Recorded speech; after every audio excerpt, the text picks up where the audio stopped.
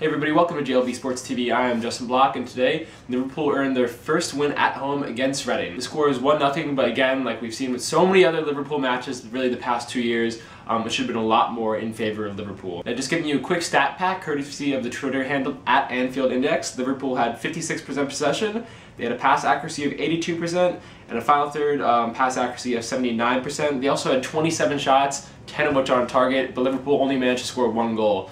I believe 9 of the shots actually were blocked, and 6 of those came from outside the penalty area, so Liverpool are really striking from long range again, but sadly getting blocks. Liverpool also created a good amount of chances inside the box, but again, they could not get on the end of them and really finish them off. And this is a recurring theme that we've seen from Liverpool for so many times. I feel like I've beaten this to a dead horse in so many of my videos, where Liverpool dominating every aspect of the game. They have so many shots, just tons and tons of shots, and Liverpool should be really dominating, and they just don't come through. Nuri Sahin should have had a couple of chances, and what I liked from Nuri Sahin was he was actually in a more advanced role today in the midfield triangle. Gerrard again was in a holding role, and by the way, I thought this was Gerrard's best game. He quietly went about his business, and I believe, using another stat from the Twitter account at Anfield Index, yep, Gerrard and Suarez are actually tied joint for the 3rd most creative chances in the English Premier League. Each have created 23 total chances. But going back to Nuri Sahin, I was really impressed that he was bursting forward, getting on the end of balls, except he just couldn't finish them off.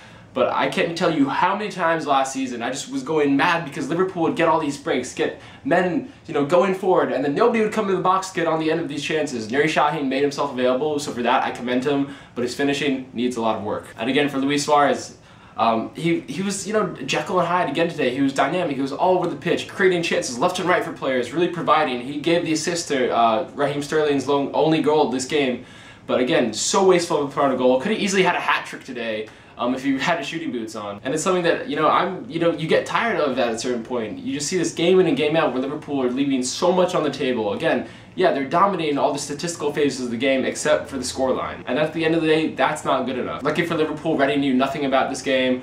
They left it totally open. They were really they weren't good at all. Reading was so poor today, and they're 3rd to last in the Premier League last time I checked the table. But if this was against even a mid-table side, or God forbid a top 4 quality side, Liverpool probably would have lost this game. To me, it looked just like the Stoke game, except Raheem Sterling and Luis Suarez were able to provide a little bit of magic in that goal. Tactically, I wasn't happy with the amount of imbalance there was on the pitch. Everything was going through the left side. I believe Johnson and Sterling combined for the most combinations all game with 11. The right side was kind of just totally left to, I don't know, for Suso to do whatever he wanted, but there really wasn't much width provided out there.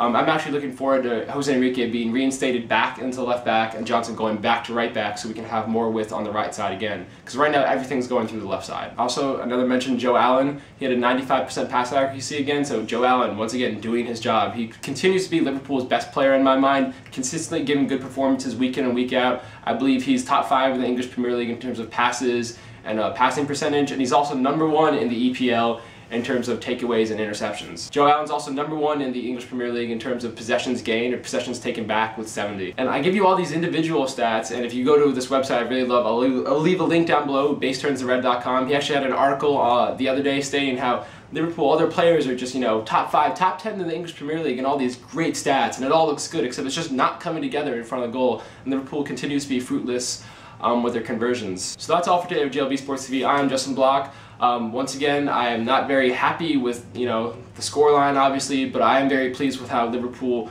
went about their business today. They got the 3 points at home. Finally, it always feels good to get 3 points, especially at Anfield. They did very well pressing up the pitch with ball retention, sort of killing the game off at the end by just keeping the ball. But anytime Reading got forward or looked to attack a little bit, Liverpool again were uneasy at the back. They didn't finish their chances off. And Brendan Rodgers eventually has to correct that, or Liverpool are going to be in for an even longer season than I initially thought. But on the positive note, got the 3 points, first home victory of the season. Good job. Shout out to Raheem Sterling for getting his first Liverpool goal. He's the 2nd youngest Liverpool scorer in history at 17 and how many days, right behind Michael Owen. So give me your thoughts on the game down below, how you think Liverpool did. And also one more question.